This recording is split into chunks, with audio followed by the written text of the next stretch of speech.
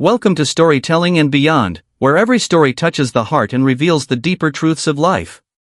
If you're new here, don't forget to subscribe and join our growing family that believes in the power of humanity, compassion, and second chances. Emma sat quietly in the corner of the bustling bridal chamber, her white dress pooling like a forgotten dream around her feet. The air was thick with the scent of roses, incense, and expensive perfume. Yet, the heaviness in her chest dulled all her senses. Tonight was supposed to be the happiest day of her life. But instead of joy, she felt only a suffocating sorrow that refused to leave her heart. At just 21, Emma had always imagined her wedding to be full of laughter, surrounded by the warmth of love, friends cheering, and a man by her side who made her feel alive. Instead, she was being married off to a man nearly twice her age, someone she barely knew, someone her parents had picked for her not out of love or tradition, but out of desperation. Her family had fallen into crushing debt after her father's company collapsed unexpectedly. Loans were piling up, creditors were threatening legal action, and her younger siblings were at risk of losing their chance at school. The walls were closing in fast. And then, just as all seemed lost, Ethan Reed appeared. He was wealthy. That much everyone knew. He owned several successful businesses and had a quiet but powerful reputation. When he offered to settle all of the family's debts in exchange for Emma's hand in marriage, her parents saw him as a savior. But to Emma, it felt like the cost of her freedom. Her dreams, her education, her future all sacrificed at the altar of survival. She remembered the first time she saw him. Tall, refined, with streaks of gray in his dark hair and a composed, almost distant expression. He was polite, calm, and never raised his voice. But he was also guarded. There was something about him she couldn't quite read. His gaze lingered on her with a strange kind of sadness, not lust or control, but sorrow, like he was seeing someone else when he looked at her. The wedding itself had been grand. Cameras flashed. Guests clapped. Vows were exchanged. But behind her smile, tears welled up. Her hands trembled as she held his. She didn't want this. She didn't want to start her life with a man who was practically a stranger. Now, alone in the bridal suite, she removed her veil and let the tears fall freely. Her makeup smeared, her heart broken. She didn't even know if she could pretend through the night. She wondered if this was her destiny now, a life full of pretending, smiling for appearances, being grateful for the sacrifices that had cost her everything. There was a gentle knock at the door. Emma wiped her face quickly, bracing herself. Ethan entered slowly, careful not to startle her. He wore the same suit from earlier, though he had loosened the tie. He looked around, noticing the untouched food, the dimmed lights, and Emma's exhausted posture. "I hope I'm not disturbing you," he said softly. Emma shook her head. "No, it's fine." There was an awkward silence. Then, he took a deep breath and walked over to the far side of the room, deliberately keeping a respectful distance. "I won't pretend to know how you feel right now," he began. "But I want you to understand something important. I never meant to take your life away." She looked up, startled. His voice was steady, but there was a quiet pain underneath. "I made a promise," he continued. "And I kept it. But I also made a promise to myself, that I would never force anyone to be with me out of duty. You don't owe me anything, Emma. You're free to live your life as you choose. I've taken care of your family's situation because they deserved a way out. But you..." He paused, choosing his words carefully. "You deserve a chance to become who you were always meant to be." Emma blinked, trying to understand what he was saying. "Then why the marriage?" He gave a small, bitter smile. "Because sometimes, people need protection. And sometimes that protection has to wear the disguise of something bigger. But this marriage doesn't bind you. Not in the way you think." With that, he walked toward the door. "I'll be staying in the guest suite. You don't have to worry about tonight or any other night. Take your time. Discover your path. I'll support it from afar, unless you ask me to stand closer." Then he was gone, leaving Emma staring after him, confused, overwhelmed, and for the first time that day, curious. Who was this man who married her not to own her, but to protect her? And what was the real reason behind his sorrowful eyes? The questions lingered long into the night, blending with the tears that now flowed not just from pain, but a flicker of something else, hope. Emma woke up the next morning to soft sunlight filtering through the cream-colored curtains. For a moment, she forgot where she was.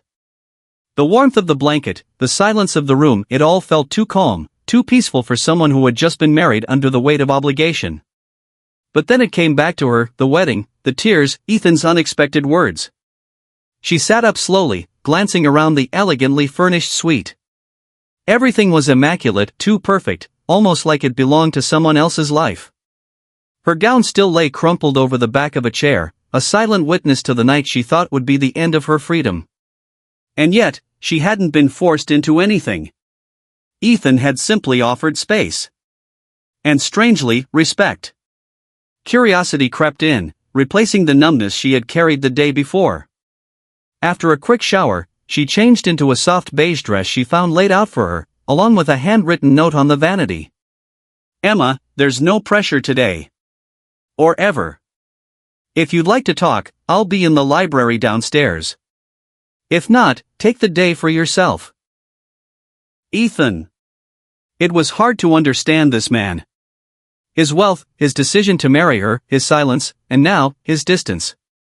What kind of man does all that only to step back? Emma wandered through the quiet halls of the mansion, not really knowing where she was headed. She found herself in a sun-drenched conservatory, surrounded by blooming orchids and lemon trees. The fresh scent of earth and citrus wrapped around her like a memory. She touched the petals of one flower absent-mindedly, her thoughts drifting. She hadn't told anyone, but once, not long ago, she had a dream of becoming a botanist. She loved plants, their quiet strength, their ability to survive, to thrive even in hard soil. Life had crushed that dream, but something about this space stirred it back to life. She wandered toward the library eventually. It wasn't the dark, dusty kind. It was warm, with shelves stretching from floor to ceiling, a fireplace crackling softly in the corner. And there he was, Ethan, seated by the window, a book open in his hands. He looked up when she entered and smiled gently. You found your way. Emma nodded. I got your note. You don't have to say anything, he said quickly. Not if you're not ready. She stepped closer, curiosity pushing past her uncertainty. I don't understand you. Most men wouldn't do what you did. They wouldn't step away like that. Ethan closed the book, watching her. I've learned the hard way that people aren't possessions. I married you to protect you from a world that doesn't play fair. But I don't want you to feel caged. That's the last thing I'd ever want. Emma took a seat across from him. Why? Why would you go to such lengths for someone you barely knew? He hesitated. For the first time, Emma saw the wall around him crack a little. Years ago, I was engaged. Her name was Clara. She was bright, strong-willed, kind. But she was trapped in a situation much like yours. I couldn't help her in time. I lost her. A long silence settled between them. I made a vow that if I ever had the chance to save someone else from that kind of fate, I wouldn't hesitate. Emma felt a lump in her throat. She had assumed Ethan was just a cold businessman making a strange deal. But he was more than that, someone who had known loss, someone who had learned compassion through pain. Thank you, she said quietly, her voice trembling. Not just for helping my family, but for not treating me like a transaction. Ethan's eyes softened. You're not. You never were. For the first time, Emma felt something shift. The fear and resentment she had carried began to ease. Maybe this house wasn't a cage. Maybe this marriage wasn't a trap.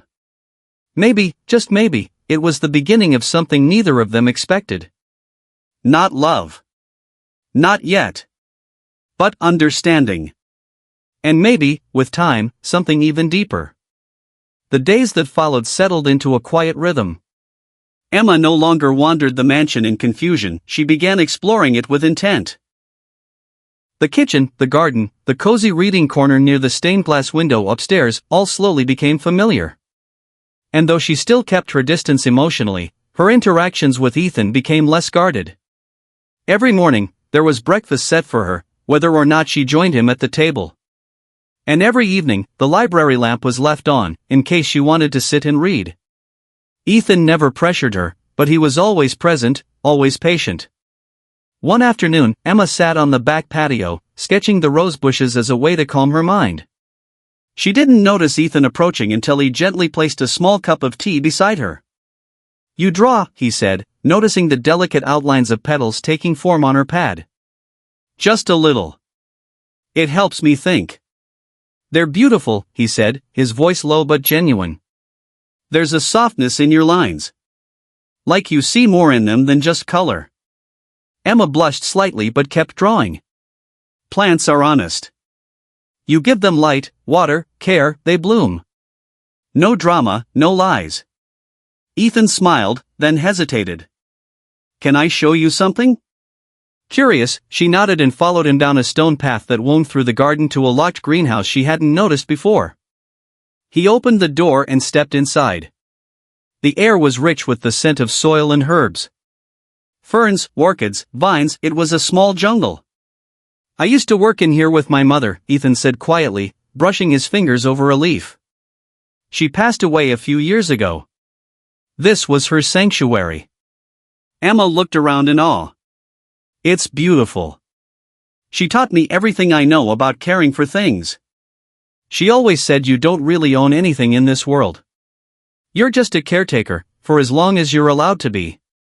Emma was quiet, letting the meaning sink in. She looked at Ethan, really looked, and saw not just a man with wealth and power, but a son who still carried his mother's lessons like a compass. "Would you like to take care of it with me?" he asked suddenly. "The greenhouse. You don't have to say yes. But I thought, maybe it would give you something that's just yours here." Emma blinked back the sting in her eyes. No one had ever offered her that before, something to tend, something to grow, something she could call her own. "Yes," she said softly. "I'd love that." From that day on, they spent their mornings in the greenhouse repotting, watering, pruning. Sometimes they worked in silence, other times they talked about everything from childhood dreams to their favorite books. And with each passing moment, a quiet bond began to grow between them, steady and unspoken. One evening, after a particularly long day of cleaning out the greenhouse's neglected corner, they sat together on the garden bench, muddy and tired. Emma laughed as she wiped soil from her cheek. "This is the dirtiest I've been in years." Ethan chuckled. "You wear it well." There was a pause, soft and filled with something neither of them could name yet. "I was wrong about you," Emma said at last. Ethan looked at her. "How so?" "I thought you were cold. Controlling. The kind of man who uses money to buy whatever he wants." He didn't flinch. "I probably used to be. Until life reminded me how powerless money really is." Emma nodded. "Well, I'm glad I met the version of you who learned that." And in the silence that followed, under the soft pink sky, something shifted again, not dramatic, not instant, but real. A seed of connection had been planted. And this time, it felt like it might grow into something neither of them had dared hope for. Weeks turned into a month, and what began as an unusual marriage of circumstance had evolved into something quietly extraordinary. Emma now moved through the house not like a guest, but like someone returning home. Her laughter, once rare and uncertain, now echoed softly in the halls. Her presence brought life to rooms that had long stood in elegant silence. Ethan noticed the change, too. He watched her in the greenhouse, the way her fingers lovingly traced the edges of new blooms, the joy she found in nurturing life. He watched her read on the porch, the way her eyes lit up at passages that touched her heart. He began to wonder, not with obligation or hesitation, but with genuine curiosity, what it would be like to love her completely. One morning, as they walked together to the greenhouse, Emma paused under the arched trellis of roses. Her eyes were distant. "Ethan," she said gently, "can I ask you something personal?" He nodded, sensing the seriousness in her tone. "Why me? Why did you help me that day, when you had no reason to?" Ethan turned to her fully, his voice steady. Because when I saw you, I saw someone the world had misunderstood. I saw strength covered by fear. And I saw someone worth fighting for." Emma looked at him, heart pounding. "And now?" He stepped closer, his voice low. "Now I see someone I admire. Someone I respect. Someone I care about deeply." Her breath caught. The walls she had built so carefully began to tremble. "I was afraid," she whispered. "Afraid that this would never be real. That you'd regret it. That I'd just be another burden." "You're not," he said softly, touching her hand. "You never were." Tears welled in her eyes, not from pain this time, but from healing. "I want this," she said. "Not just the garden. Not just this life. I want us. If you do too." He nodded, eyes brimming with emotion. "I've wanted it since the moment I saw you standing in that courtroom, holding your ground when everything was falling apart." There, beneath the rose-covered archway, Ethan leaned forward and kissed her gently, reverently, as if acknowledging something sacred. It wasn't rushed. It wasn't dramatic. It was just right. Months later, their home was no longer quiet and still. It buzzed with warmth. Friends visiting, shared meals, laughter, and even plans to turn the greenhouse into a community garden for women who had once felt as lost as Emma had. She stood by Ethan's side, no longer a girl trapped by desperation, but a woman who had been seen, chosen, and loved. And he, once closed off by grief and guilt, had found peace in opening his heart again. Their story wasn't perfect. But it was theirs. Built on kindness, patience, and the quiet decision to keep showing up for one another. And it all began with a simple act of compassion. If this story touched your heart, don't forget to subscribe to Storytelling and Beyond, where every tale is a reminder that kindness has the power to change everything.